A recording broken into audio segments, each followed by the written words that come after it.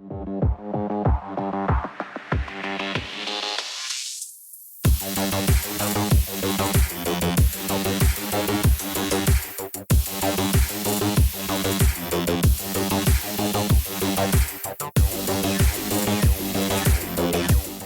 welcome to the Minotaurs Maze.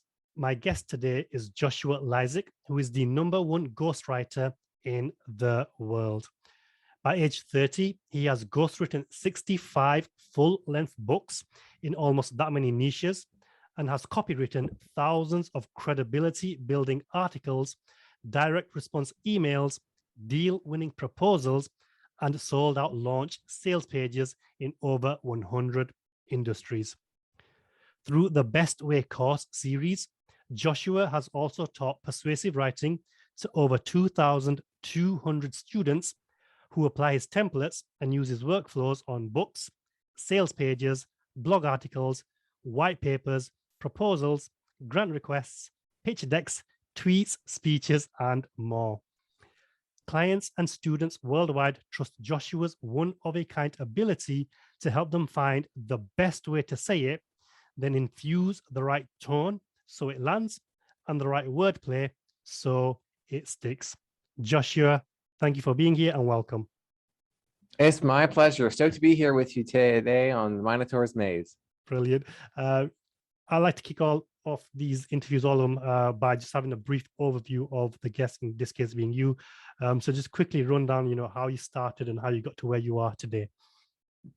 Yes. So like a lot of people who find themselves at the right place at the right time, I did so by accident. My lifelong ambition as a youngster, as a kid, later as a teenager and as a young man, was to be a novelist someday. And I would write novels and I would be selling all these books and I'd be doing sequels and spin-off series and 10, 20 books and more. Well, I got a 2-book publishing deal when I was 20 years old. Wow. And I'm out marketing the books and signing books and taking selfies with fans, all that good stuff. And then something interesting happens. 2 people who read my novels reached back out to me and said, Joshua, I have wanted to write a book longer than you've been alive, and here you have done it twice. Can you help me finally get mine done? And so my 2 novels were proof of work, so to speak, that I could write a full book, more than 1 full book, and that they would be good. And there were 2 people who read them and said, oh, okay, I'm sold. I want you to do this for me. But it's not a novel, Joshua. It's my life story. It's a memoir. I want it to be interesting and compelling. I start writing it myself and I say, I was born on this date, this year, in this place to these parents. And that sounds really boring. Nobody wants to read that. I want it to be exciting, but I don't know how to do that. And it's really important to me because I'm getting older and I'm thinking about my legacy. And it's not just about wealth. It's about the lessons I'm passing on to the next generation. And I don't have that documented in any meaningful way. And the clock is ticking. Help me. And that's how I became a ghostwriter. And it was from one person would do the memoir, and then they'd recommend it to a friend, recommend it to a friend of theirs. Brilliant. I then worked with them. And then they recommended me to a friend of theirs. And it's been going that way for 11 years now. Brilliant. So obviously, I know you said you wanted to be a novelist, but the ghostwriting, that was simply an accident, and it's just fireballed since there because of obviously what you did and then the recommendations. Exactly. And I didn't really have that drive that I once thought, where I would do 10, 15, 20, 30, 40 novels or books under my own name. Because once you do it a couple times, you don't really have that same urge to do so that you once did. And so it became a lot more fulfilling in multiple ways to write other people's books rather than do it myself. Okay. So, you've basically answered one of the questions that I had for you later on in the show by saying that. But I'll come back to it. But this might seem like a silly question, an obvious question, but I can tell you that there's a lot of people that will not know the answer to this. But what exactly is a ghostwriter in simple terms?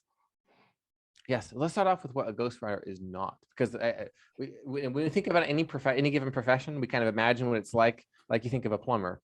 Well, you kind of imagine them with a plunger and they're fixing a clogged toilet, for example, or maybe they're laying pipe, for example, or they're using one of those stakes to unclog a toilet or fix a drain or whatever. Think of an electrician. You imagine them pulling out a panel and seeing the wires, and they got the gloves on, someone gets shocked. And you think a ghostwriter is, okay, it's someone that you pay to write you something, and then you put your name on it and publish it. and you would be wrong if that's what you thought about a ghostwriter is. It's more so a collaborative process. In fact, Right. some of the worst ghostwriting in the world is done the way I just described it, where, hey, I'd like to order a book about fitness. And then the ghostwriter writes a book about fitness, comes back to you. You can't use that book. Not if you are serious about your personal brand, your credibility, and the authenticity. Mhm. You have to walk through your ideas and your lessons, your stories, experiences, and tips, tactics, tricks, techniques in order for them to properly grasp what it is that you want to say. But the thing is, you don't need to do the heavy lifting yourself. For most authors, I meet with them once a week for an hour for anywhere from 3 to 5 months. And that becomes a significantly less of a time commitment than trying to write it themselves Mhm. or hiring an editor to work after them. But they know that it's still enough time for them to get me what I need in order to write a book that's in their voice with their writing style, but it's the proper structure, which is what a ghostwriter really does, is they know what the book in their industry is supposed to read like, how Mhm. it's supposed to flow from one topic to the next, where you start the book, how you finish it, how you start each chapter, how you finish each chapter. And that's just not included in the typical freelance ghostwriter process. They don't know, you know. And so the worst way to ghostwrite it is often, I don't know what should be in your book. What do you want to say? And then what they end up doing is they record the conversation. Mhm. This is less than ideal ghostwriting, of course. They transcribe the conversation with the author, remove the uhs and the ums, and then, okay, you started telling that story there and you ended it there. So I guess that's a chapter. Is where you tell that story. No, that's not how it works.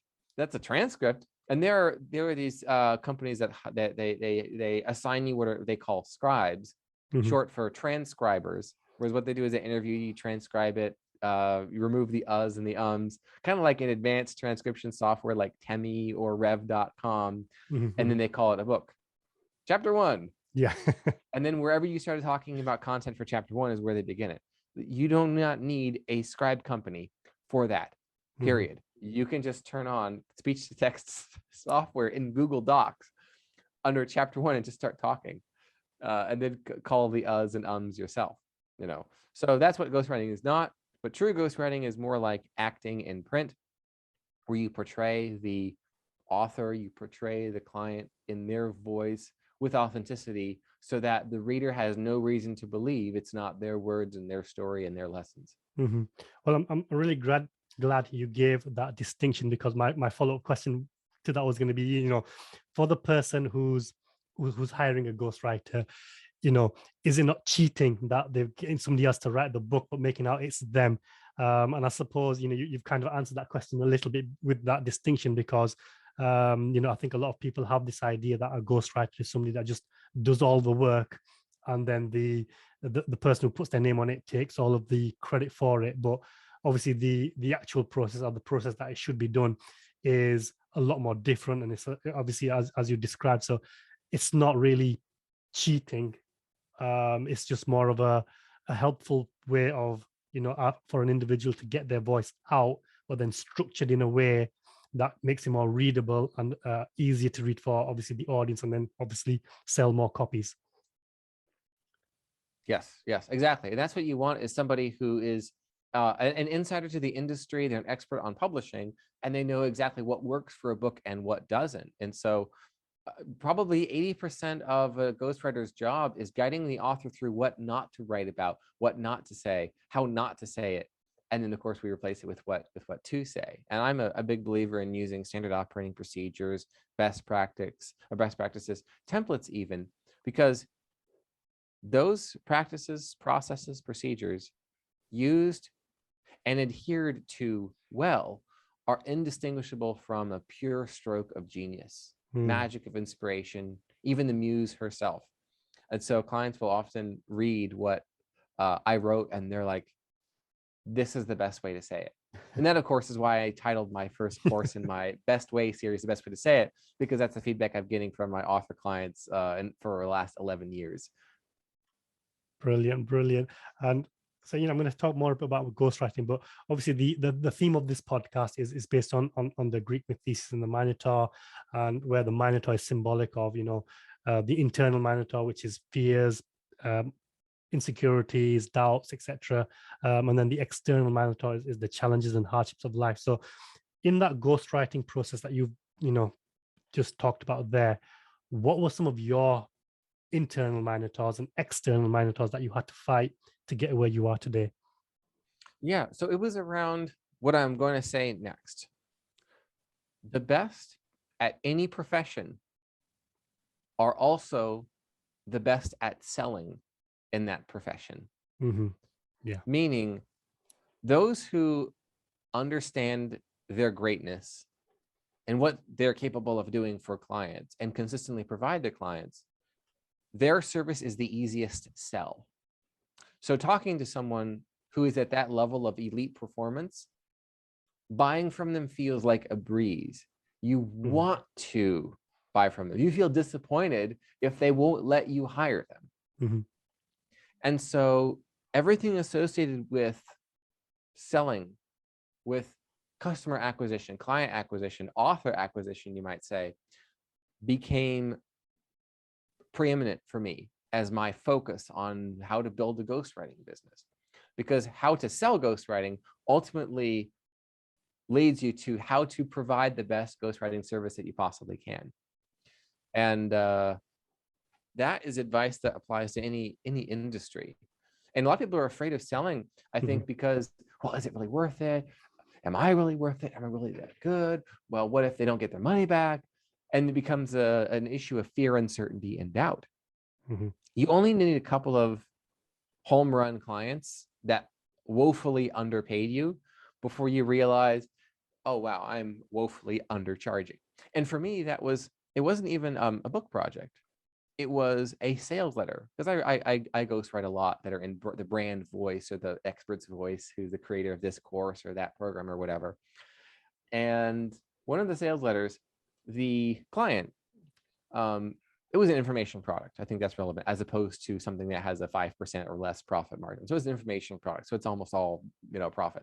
And it was a soft launch to, I think, subscribers of his. So he wasn't even paying for traffic. I charged him $500 for the sales page. It was a long one. I mean, like 2,000 words, right? And casually, a few weeks later, he texted me and said, oh, by the way, Josh, I want to let you know that sales letter you did, we sold everything we wanted to in an hour. Wow. US $200,000. Wow. Okay. And it was that moment where I realized, I need to start putting a couple of extra zeros on that price that I am charging. And that, of course, was realizing that I'm not taking money from people. They're not paying me, and it's like I owe them something. I owe them a cheap price. Is they're paying for the absolute best. And in any industry, the best is not the cheapest. The cheap option breaks. The cheap option doesn't work. The cheap option is unpredictable, you see. And so I realized that by being affordable, by being a discount ghostwriter, what I was doing is I was, in no uncertain terms, I was telling potential clients, my writing sucks. It's not going to make you any money. It's cheap, it's quick, it's easy, because it's bad. I'm interchangeable with any other freelancer you could find, any other writer you could find on LinkedIn or on Upwork or even on Fiverr. And that's not the message that I wanted to send, because that's not the product that I deliver. And so I realized that for my clients' own sake, to tell them that they can get the absolute best content from me, I have to charge the absolute best prices. Now, it doesn't mean that I'm the most expensive. There's a few other ghostwriters I know that are significantly more expensive than I am, but I'm significantly more expensive than 90 to 95% of other professional writers, and I earn more than they do because my clients earn more than their clients do. Yeah. Okay. I mean, that's a problem that a lot of people have. I know a lot of professional. Obviously, I came from a professional background. Even in the legal industry, so I know a lot of lawyers. They're fantastic at what they do. They're top professionals, hard workers. But when it comes to selling, they absolutely suck. And even in this industry, some of the more mediocre lawyers, the average lawyers, weren't that good at their job. But because they were good at sales, they got all of the clients and the top jobs. So I mean, that is definitely a massive Minotaur for a lot of people. But I suppose the big difference between what you just said and what other people, I suppose, face on a more consistent way is you were convinced that you were the best at what you do. Whereas a lot of people are questioning whether they are good enough. So what exactly caused you to have that self-confidence? Was it just the feedback that you got from the early days, or was it from the books that you wrote yourself first? Or what caused you to have that inner confidence and self-belief that I am the best at this, and therefore I'm getting the results, and now I'm going to charge what I'm worth?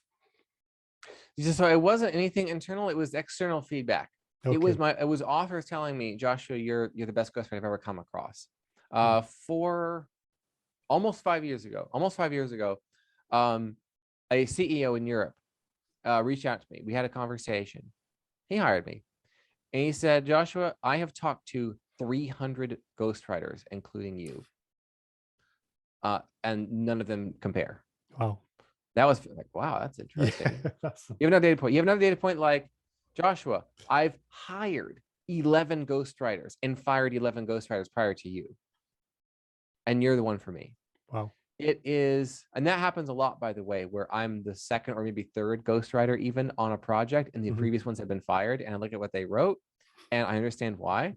And it's usually what they'll do is, because they don't know the topic very well at all, they'll go over to Wikipedia or dictionary.com and just wholesale copy and paste content from a free online encyclopedia to talk about the author's topic. And so it comes across as elementary, and the author is beside themselves because they can't put out elementary level content, fluff, and imagine that it is going to impress their colleagues in the industry. And this is the typical ghostwriter, of course. And so when you realize what's average in your industry, you realize how hard it is to find a good one, much less a great one. And then I've had 3 clients have told me that in no uncertain terms, I am the #1 ghostwriter in the world. And that's what I'm being billed as. And so when I say that, I'm simply quoting clients. When I say that my process is the best way to say it, quoting my clients on this. And so I think what you get there is a sort of earned confidence versus kind of making it up from within. Is when you realize that you really are as good as your clients say you are, and you see it in dollars and cents. And there was a client that I charged very, very little to ghostwrite her book.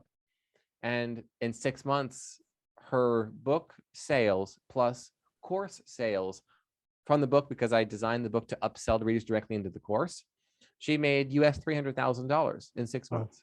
Wow. And what will someone pay to earn $300,000?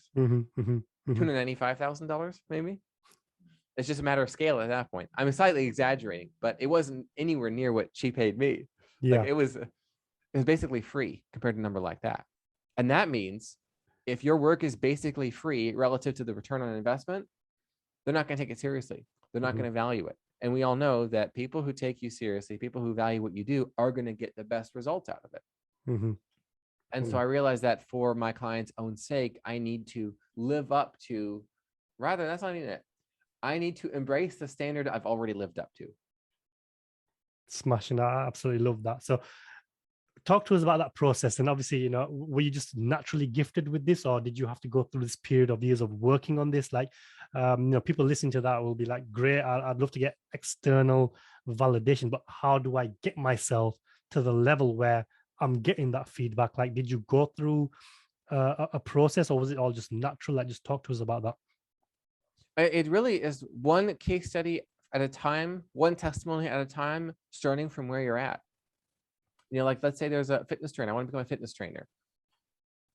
Then what's the absolute minimum? What's the minimum viable testimonial? You have MVP, minimum viable product. Well, think about minimum viable testimonial. If you're going to be a fitness trainer, what do you need? You probably need 4 testimonials from people who say, yeah, I gained, 10 pounds of muscle mass and lost 15 pounds of fat mass. And now my body mass index is this. I feel better than ever. And look at my blood panels or whatever. Wow. Okay. That's the real deal now. And a lot of times to get your minimum viable testimonials, you will need to hustle. There's some people who will, that it might even make sense for you to say, hey, don't pay me until you get the results I'm promising. It might make sense to do that. I know there's people that will even say, if I don't get the results, then I pay you my fee. That's some serious risk reversal right there. So you have to know you're good if you're going to pull that off. I know there were some companies that I know of that do a risk reversal that is that powerful and that persuasive. But really what you need a minimum viable testimony is when you're just starting out. So what are you reasonably confident you can deliver in terms of results? Maybe it's not, I can write you a 50,000 word book and orchestrate your book launch so that you earn $100,000 in a week. Maybe it's not that. Maybe it's something more like, I can get you, I can write you 100 tweets and I can guarantee that one of them is going to get 100 likes, and that service is $50. I know I'm going wild exaggerating here, but this is at the very, very, very, very, very beginning. You're like, wow, okay, this person is just starting out, but I really can't say no to that. I have absolutely nothing to lose. That should be how your first offer feels to your clients. Wow, I have nothing to lose there. I get 100 tweets, I pay $50 for them, and they all suck. Well, then I don't have $50, and maybe they give me some ideas, for example. But if one of them gets 1,000 likes or 100 likes, even maybe is what you're presenting. Wow, that was cheap. Let's do that again. And so that is the ideal service, is one that initially feels like I have nothing to lose. But second of all, the offer should feel like, but if it works, I want to do it again. I want to subscribe to it. I want to become a retainer client. That's the best sort of offer for any industry in any space. And I'll say it one more time because that's so important. The best offer when you're starting out, number one, it feels like the client has nothing to lose because it's the promise relative to the cost. The ROI is basically guaranteed to be there. And then the second thing is, should they get that ROI and it wildly succeed, then they'll say, wow, I want to do that again. I want to do that again. I want to resubscribe. That is a two-part offer that is irresistible as an ongoing thing that you can build a real income out of. And it's not unrealistic to get to US $4,000 a month from that, or $5,000 a month consistently, $10,000 a month consistently, because as you're getting results, people want to keep paying you for those results. So you don't have to go out and get a new client over and over and over and over and over. Yeah. So, I mean, I was watching your TED talk earlier, and you mentioned the story there of how you were working, and then I think it was your boss that said, you're too good for this job. You need to go out and become a freelancer. So, did you go the freelancing road while still having that job, or did you quit that job first and then go down the freelancing road? And the reason why I'm asking that question is because I know a lot of people are fed up with their job, but they might not be in a position to just go out and quit, but at the same time they're thinking, I don't have enough time to go out and have a side hustle kind of thing. So in thinking about people in that situation, like, what would be your advice, and how did you do it yourself, and would you encourage people to do it that way, or would it be different now you've got a bit more experience? Excellent question. I had been freelancing for almost exactly a year and a half. It was a little over a year and a half from the time that I began, the time that I went full time with it. The reason I went full time with it is because I had proven to that point that I could pick up the occasional gig, the occasional writing gig. Now, it wasn't something like, it was like I wasn't making from freelance writing double my income, or even I wasn't even getting to 1.5 times income. And that's this, but then that's what they say, you need to have at least 6 months. Like the ideal apparently is at least 6 months of you're earning 1.5 to 2 times your salary from your day job before you quit. And that seems pretty wise, honestly. Yeah. if you're at that level. Now it's going to be really hard to get to that point, of course. And this is a hard path. It is very hard. It is much harder than having a day job. It's much harder than the gig economy where you just sign up for an app and deliver stuff on this or that other service. But that means that this advice is not going to be for everyone. And that's okay. It's for people who are willing to pay the price of success. I think it was the creator of the Dilbert comic strip, Scott Adams, who said, find out what the price of success is and then pay it. So what is success for you, and what is its price? Now, for me, that meant I wanted to quit the full-time job as fast as possible to free up my entire day, my entire week, to getting clients. I had a retainer client, my first retainer client, for 3 months when I quit my full-time job. Mm-hmm. Now, 2 months later, the retainer client I ran into some financial trouble and quit. That's not entirely true. He paused the agreement for I think it was like 4 or 5 months while he got some of his books together. But I went from this is great to, oh no, what have I done? But I did have to scramble, and I like, well, where do I find clients of mine, potentially clients? Well, people who have businesses, and the businesses need content. Where am I going to find businesses? And so I remember there was one day where I went to 6 business events locally, and I was averaging 3 to 5 events a day. Where, okay, this thing's gonna be 7:45. I'm gonna go there. This next thing's at 9. Next thing's at 11. Next thing's at 1. There's another thing at 1:15. I'll just check out the thing at 1, and maybe if it's not good, I'll go to the one at 1:15. Wow. And I was spending 80% of my day trying to get projects, and it worked. It worked. Now, the thing that I probably should have realized sooner, because I did that, what I just described there, I did that for 2 years, from 2013 to 2015, 16 even. So actually more like 3 years, 3.5 years. When I transitioned from networking in person and going to events and trying to meet business people in Chamber of Commerce and this and that networking event and this business owners group and all this other stuff, something amazing happened. And that amazing thing, and aside from the Echo Dot device that's been going off annoyingly, which is why I muted myself, amazing thing that happened was I thought, what if I stop networking in person and start networking online? And the results were both amazing and terrifying.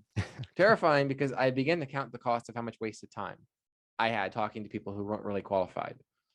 If I could go into a Facebook group and someone would say, hey, I need help with my content, I would reply and they'd say, done, you're hired. All in an hour and a half. As opposed to driving somewhere for an hour, going there for 2 hours, talking to someone, talking to that person, following up with 4 people, setting up meetings, 2 weeks later, meet with someone. I mean, we're into countless hours to get paid $200 US.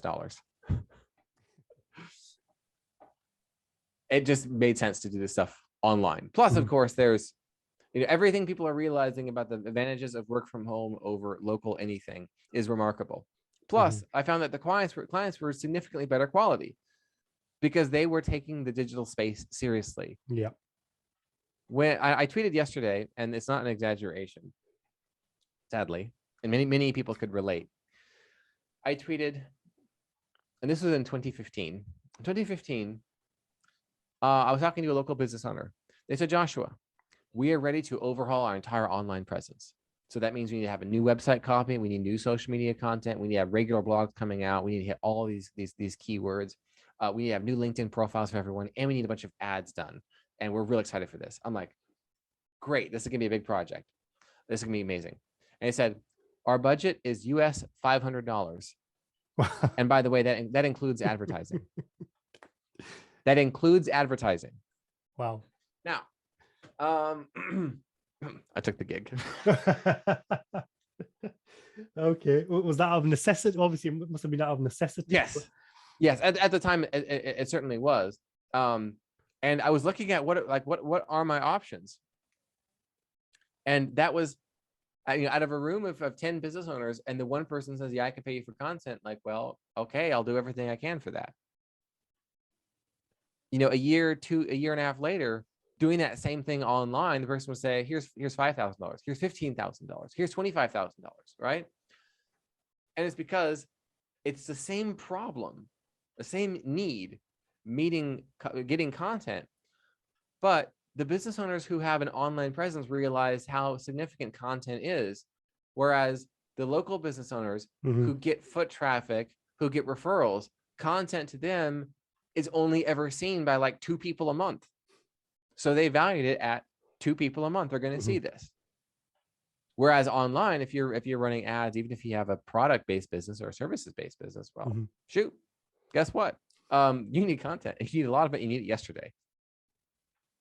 Brilliant. Yeah. And you know, I can, you know, relate to a lot of that, because in the legal industry, I used to do a lot of this online and going there and back. And it is one of the reasons why I hated the 9-to-5 career and the 9-to-5 job was the traveling and then being stuck in an office. And, you know, when you transition, you know, obviously the pandemic allowed a lot of people to work from home, but I was lucky enough to work from home as a legal consultant a few years ago.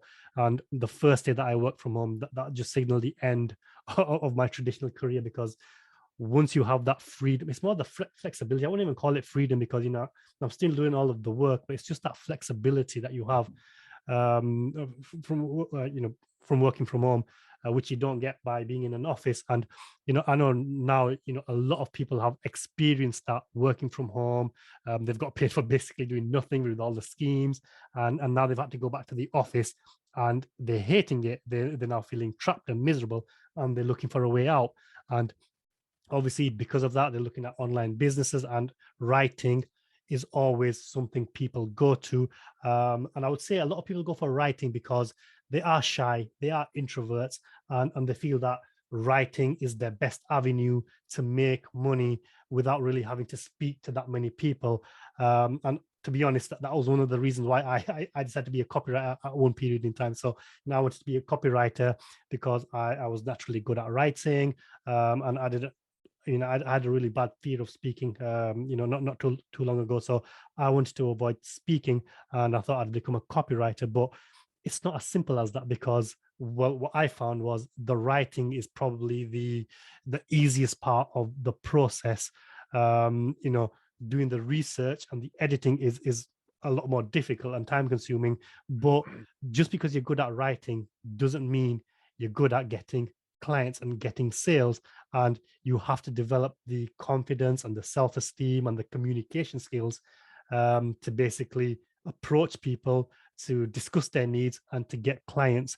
And I think this is what a lot of people are not realizing. So I'm glad you said that your journey has been very, very hard, because a lot of people today are being sold this: here's an 8-week course on how to start your business, and you're going to be profitable within 8 weeks, and everything's going to be sunshine and rainbows. But in reality, that's not how it works. So those people that are thinking about leaving their job and starting a writing business, but they're not that comfortable with speaking, and they're quite shy, what is your advice to them on how they should approach this journey? From, obviously, they're currently in their job, but they're looking to start a writing gig. Should they go onto sites like Upwork or a Freelancer, or should they start prospecting, or what should be their first step in starting this journey?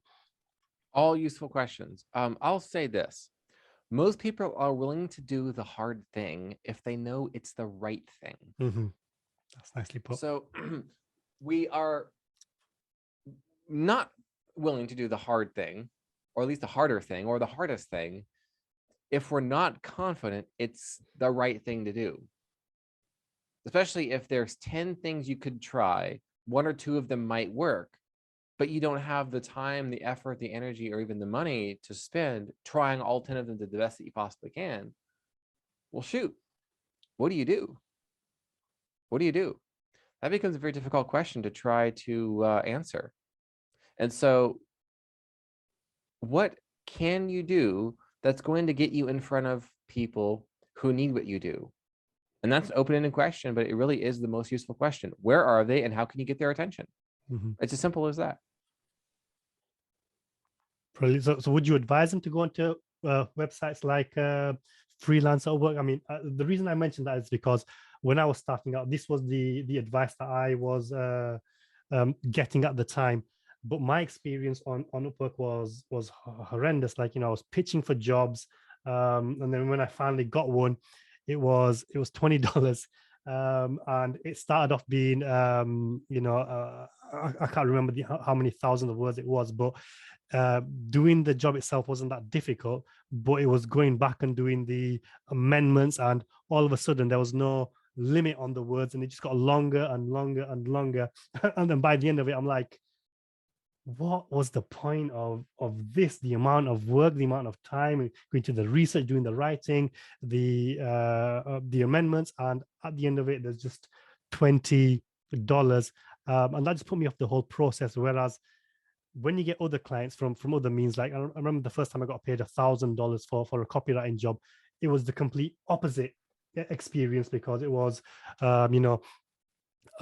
an hour or so talking to the client on a face-to-face call like this, and then it took me. I already knew the topics. I didn't have to do that much research, and altogether it probably was about 3-4 hours of work, and that was the opposite feeling. It's like, is this it? Is that all I had to do? Like, I'm used to spending hours and hours and hours, weeks and weeks and weeks to making a set salary, but this took me a few hours to make $1,000. Like, what is your best advice here? Is it to go down the freelancer, them type of websites, or is it to go directly to a client, bearing in mind you've got no prior experience of getting clients, and you've not done a copywriting job before?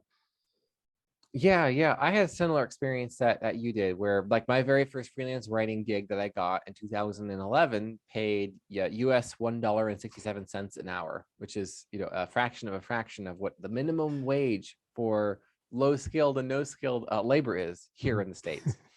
Now, I will say this. It did teach me something valuable, which is that people would be willing to pay me for writing outside of W-2 employment. W-2 employment, for those not familiar, is like a full-time job where you're salaried, or have like an hourly job here in the States, where your employer gets you a paycheck quarterly, weekly, every other week, monthly, that sort of thing. It was the first time that I was getting paid directly from the user, the customer, as opposed to from an organization, from a business, from an institution. So that felt gratifying. Did not feel gratifying how much work I did for basically nothing. Like I pay more in PayPal fees every day and processing fees than I would make in a year. Wow. Slight exaggeration there, but it just shows you how far you can go if you keep going. And so one of the worst ways to start your adventure is to be one of millions. I mentioned go to where people who need what you do are and get their attention. Yes, Upwork, Fiverr, Freelancer, etc., LinkedIn even, that is where your potential clients are, but you cannot get their attention when you're one of possibly dozens or hundreds of people who are pitching a job. So they're there, but you can't get their attention. Okay, so then where are they that you could get their attention? Well, they're in private groups. Frankly, that's where they're at. They're in Facebook groups for business owners and entrepreneurs and people in your industry. They're in LinkedIn groups, which are not as active as Facebook groups. There's also private groups associated with different, really popular communities. Like, so what are some of the groups that people are members of that you could afford to get into, even if it's, $9 a month or $99 a year or something like that? It's a sort of an entry fee to gain access to potential clients. So then how do you get your attention once you're in there? Well, you reach out to the moderator and say, hey, moderator of the group, the founder of the group, the admin, and say, hey, I would like to offer some value to this community that I've just recently joined. And then that's when you can do a live video if you have their permission. Write an article that they could post for the group. You could offer to do free rewrites of stuff. I did this a lot of the time back in 2016, 2017, where I would go live in someone else's group and spend an hour and a half giving advice on people's book ideas that they have. And even like they would share a writing sample with me and I would work on it there and live in front of everyone. You bet I got clients out of that. But I would have to be willing to do it. So it has to be those two things. Go where they are and get their attention. And the best way to get their attention is to help them with something that they need to get done anyway. And that's going to be different for everyone, whether it's in coding or whether it's in writing or it's in fitness or it's nutrition or relationship coaching or whatever the case may be. Whatever it is your people need, go where they are and offer them a free sample of it. That is actually it's hard because you have to be willing Yes. to Mm-hmm. you have to be willing to do it, but it's the right thing to do. And if you know it's the right thing to do, then it's not so hard anymore. Yeah, and this comes back to what, the 5-step process that you talked about in your tech talk, where the first thing is, you've got to get out of your comfort zone. So people are in the 9-to-5 jobs typically. You never have to worry about sales and marketing because you've never really, unless you're in that department, but you don't have to worry about the different components of the business other than your set tasks. Whereas when you're going out on your own, it's not just about the skill that you've got. Yes, you need the skill, but you've got to develop all of these other aspects of the business, and that means coming out of your comfort zone. And you are going to have to chase for work. You are going to have to do free things and go here and there. And it's not as plain and sailing and easy as everybody today makes out. Like, there is a lot of hard work required to get traction. And I suppose it comes, a lot of writers, obviously everybody's different, but this generation, especially the millennials, a lot of them are introverts, they're shy. Did you have that issue, or were you always confident, or did you develop speaking skills? Obviously you've done a TED talk, and that's a big thing, but were you ever in the shy introvert category, and did you do something to develop that, or were you naturally confident and okay with speaking? What I've noticed is that people who are ultra famous, they always say, and it's uncanny how much they say it, I've always been such an introvert, tee. I'm such an introvert, you guys. Oh my God. This is what they say. Okay. And even say it like that. They're lying, of course.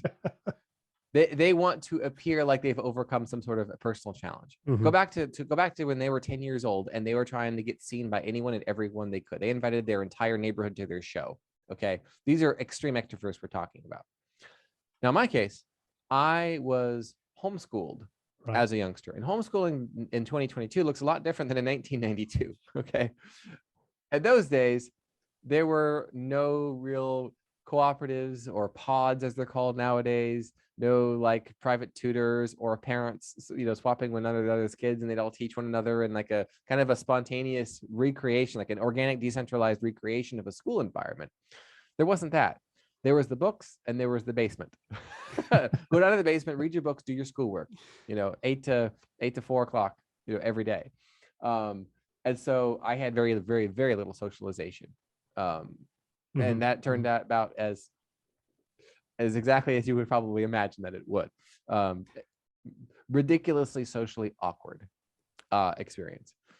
Further compounded that I later learned that I'm on the spectrum, as they say, for ASD. I'm like, oh, that makes a lot of sense for everything. But I realized something interesting happened when I went to college for the first time. And this was the first time that I was around a lot of people all at once. Strangers, of course. And that was interesting, is I just found people did not make any sense to me. Why are you this way? Well, this is obvious that you should do it this way. If you plagiarize, you're going to get a failing grade. Why would you do that? You see, so this is how I logically thought about it. And I also realized in group projects in college, I was the one who wanted the A. Nobody else cared. And they realized I wanted the A. So what did they do? Joshua, you do all the I work. want to make sure I do this right. Can you help me out? And that ended up in me doing their work, of course. They understood people better than I did. And these people could pull a few fast ones on me. And eventually I realized, this is interesting. People are a little different. They're peculiar. And the peculiarity of people led me to learning about the psychology of persuasion, influence, what motivates the human animal, so to speak, what drives us. And so much of that kind of extracurricular study, the books that I read, informs how I write to this day. And also how I communicate. Because when you realize that what you say is not what people hear, you realize that the onus to communicate effectively is on you. Yes. Yeah. It's not what you say, it's how you say it. When you realize that people's perception of you is their reality of you, you realize that we live in a world of alternative facts now. We each have our own separate realities. The social media bubble means that a study that supports your chosen diet plan is shared widely inside your bubble and never outside of it, and vice versa. Yes. Someone else in another bubble, their scientific studies are shared widely and are known as the gospel truth inside your circle, but no one outside of it will ever hear it. And if they did, what will they say? Oh, that's obviously a BS study. That's obviously not legitimate. That's obviously, oh, look at the sample size. You see, so we live on our own little realities. And so understanding that is extremely helpful, not just for myself to relate to people, to get along with people, to communicate with people, but also that I can know, generally speaking, what's going on in people's heads. When I gave that TEDx talk, it was probably one of my finest works, my finest hours, so to speak, to that point in my life. And I go up there on stage, and an introvert, an extremely socially awkward introverted person, and such as I was in my younger days, would be in front of everyone thinking, oh, what are they thinking about me? Look at all these people out here. Oh, this is going to be scary. Palms start to get a little damp, and you start to feel cold, and your heart pounds. Your voice shakes a little bit, and you get real nervous, and then you forget all your lines. Yeah. But put yourself in the audience's seat. Are they sitting there thinking, oh man, this guy better have a great delivery and not forget a line, or I'm going to be upset? That's what we think they are. But when you realize what's actually going through someone's mind most of the time, they're sitting there thinking, when's this going to be over? Yeah.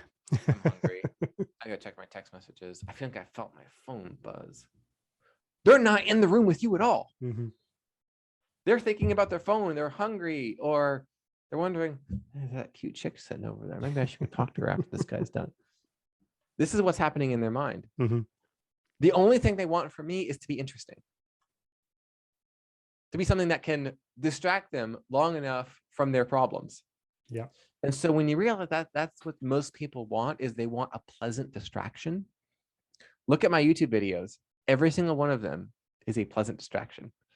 Now, of course, they get people to hire me, but my tweets, my Twitter game, my interviews, my TEDx talk, my articles that I write, it's a pleasant distraction from the doldrums of reality.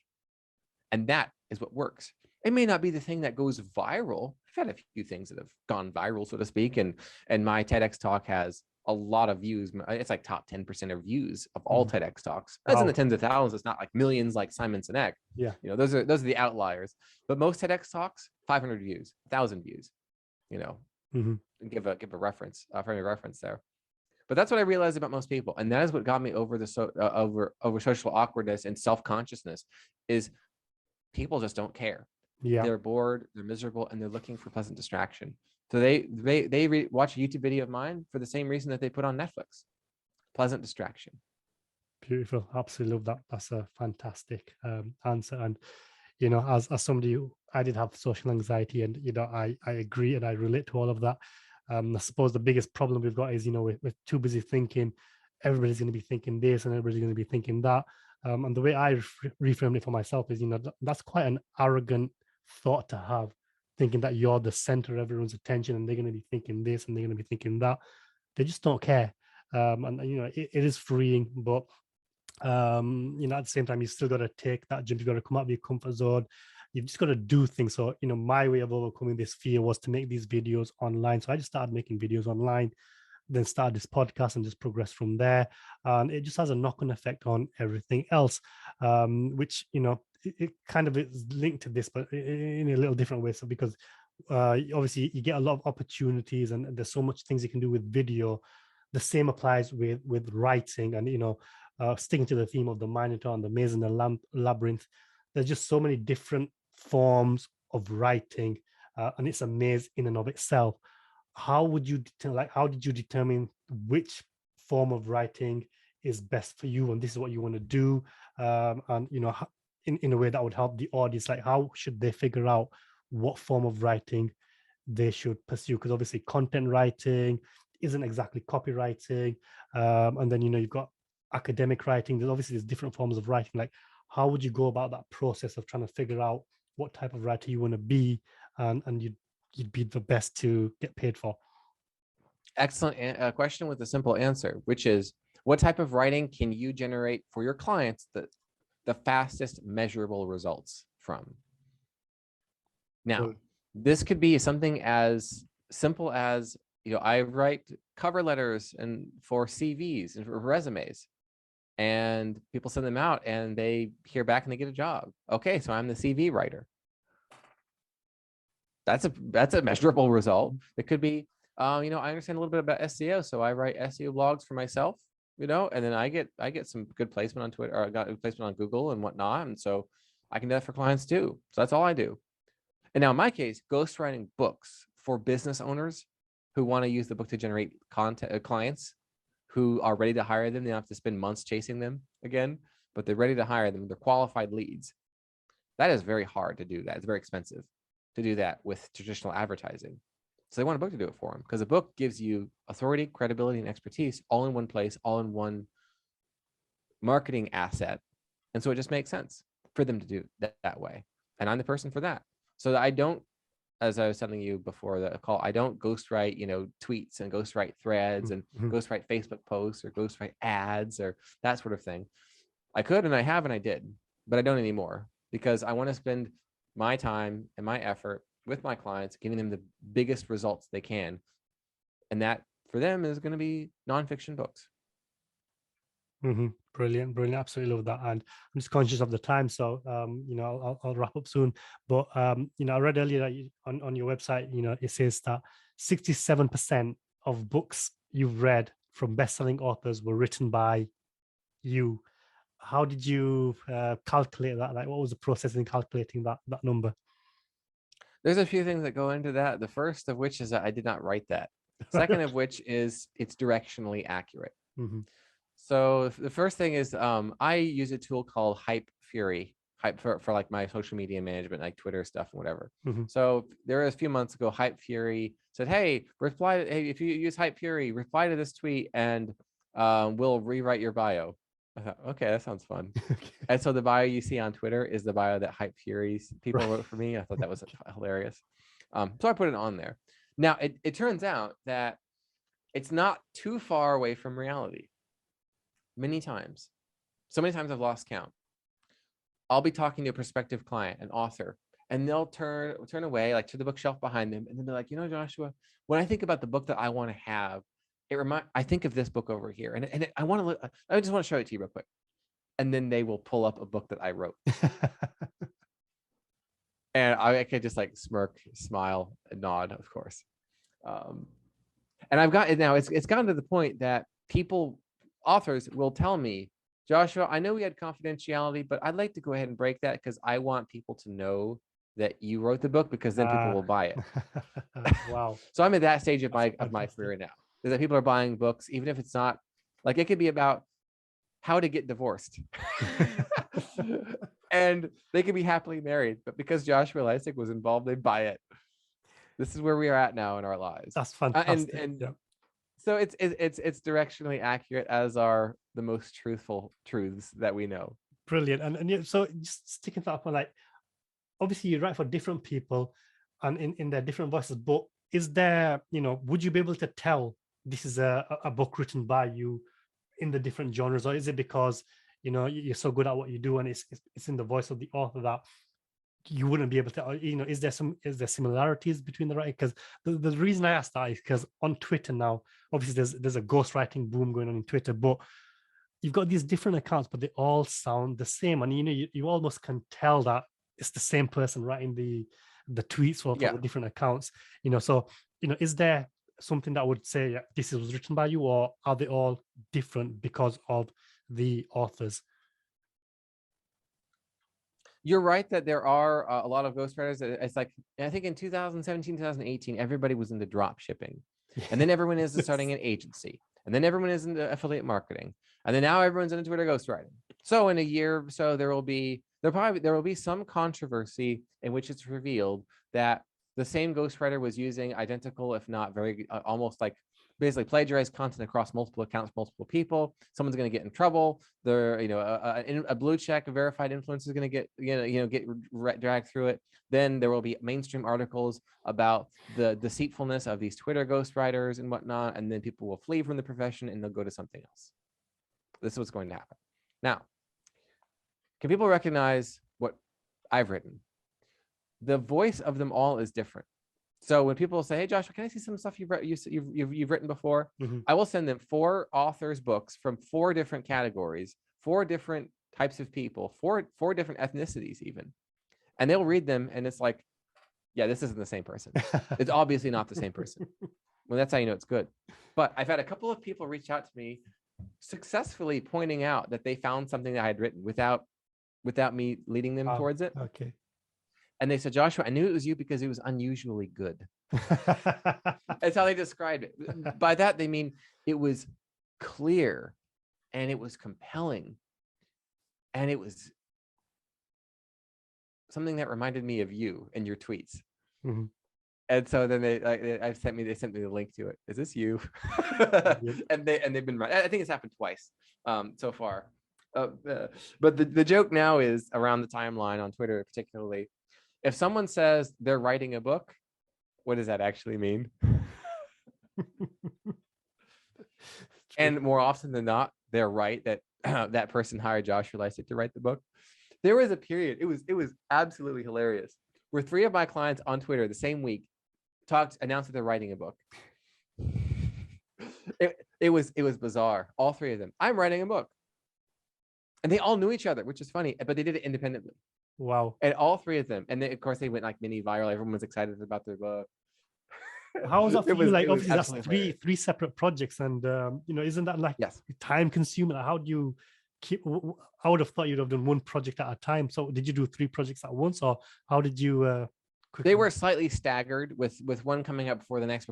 Okay. I use a software called ClickUp as a project management tool, dashboard, place to keep everything tracked, all people on the right timeline, all of the above. It's the best thing that I've found for that. Brilliant. Well, it's been an absolute pleasure talking to you. Like the time has flown. I did have quite a few more questions, but maybe another time. So I just want to thank you for sharing your wisdom and coming on. And I just want to give you the opportunity, like, who is your ideal client and who should be coming to you, and what can you do for them and how can they contact you? Yeah. I was saying a few minutes ago, the ideal ghostwriting client for me is someone who is a business owner. So they're looking for high leverage activities, things that they can invest in, things that they can do that are going to get them a lot more of what they want faster. They're willing to pay for it with money, but not necessarily with time of doing it wrong or wasting time or being years and years and years and the thing's still not done. They just want to get it done so they can benefit from it. And they understand that a book uniquely positions them as the go-to expert, the true authority in their industry, in their space, but they don't want to spend 5 hours a day writing it. They want to hire someone to do that. And so that's person for me. The best way is to reach out to me on Twitter at Joshua Lisec. DMs are open, direct messages are open. Hey, Joshua, heard you on the show. I need a book done. Can we talk? Simple as that. And with that, I really enjoyed our time today. I'm very, very grateful. I want to let you know that I like the Minotaurs Maze metaphor as a show, because it tells people what to expect from the experience versus, hey, the first name, last name show. I don't know you. I don't care, or, the ultimate success show. Yeah, everyone has a show like that. But you're the first Minotaurs Maze show out there. And the metaphor works well to guide conversations. Yes. Well done. Absolutely. Brilliant. Thank you. Appreciate that. And, just going on with that metaphor. So, a lot of people might think ghostwriters do this and that. In terms of the metaphor, the ghostwriter is the people that will help you on your mission. So I had that as Princess Ariadne, but in life, you've got your mission. You want to get yourself out there. You hire, you get help, and help here is Joshua, who does the ghostwriting for you. And I'd like just to give a couple of case studies, like what results have you got for people, so people understand the power of what you provide, because it's not just a case of here's a book and you're just going to get some exposure. There's real tangible results, and these can be very lucrative tangible results. So could you just let us know a couple of those results that you've got and what people can expect by working with you? Yes, every book is designed to be a funnel from the $9 ebook or the $19.99 soft or paperback to your highest ticket item. And the objective is to shortcut the time it takes from someone to first hear about you to hire you for your biggest bang for the buck for you package, whether that's $10,000 or $100,000. And so what the objective of the book is to get in front of people. Wow, that sounds like a great title. I want to learn about that. They get into the material. Oh, what's this? They have a website where I can get more Mhm. useful tutorials and step-by-step. I'm going to go there. That's where they get the upsell. And maybe it's to a course, and maybe the course. So now they go from buying a $9 ebook to a $99 course, from a $99 course to your $9,000 service, as fast as possible to get them there. I had a client named Andy. I did have a non-disclosure confidentiality agreement with him, but then at the end of the time together, it was a few months after that actually, but he sent me a video attachment to an email and said, Joshua, you should publish this on your YouTube. I put up the video, the testimonial, and he spent 2.5 minutes raving about the service experience, how awesome it was, and he laid out his ROI of $1 million. Wow. From the process, which was just fantastic. Other clients, we'll talk about how, you know, the process more than pay for itself in the first 2 weeks. Now, what I'm laying out here is the power of having a book at the beginning of your funnel. If you don't have a high ticket service or something else that they can buy afterwards, you're probably not going to make a lot of money on your book. In fact, I don't like to work with people who have nothing.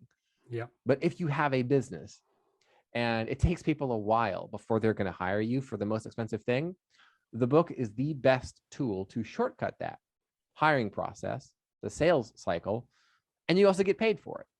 So you sell more, sooner, easier, cheaper, faster for higher amounts, and you get paid to do so by selling copies of your book. If that's what you want, you need a book. Brilliant.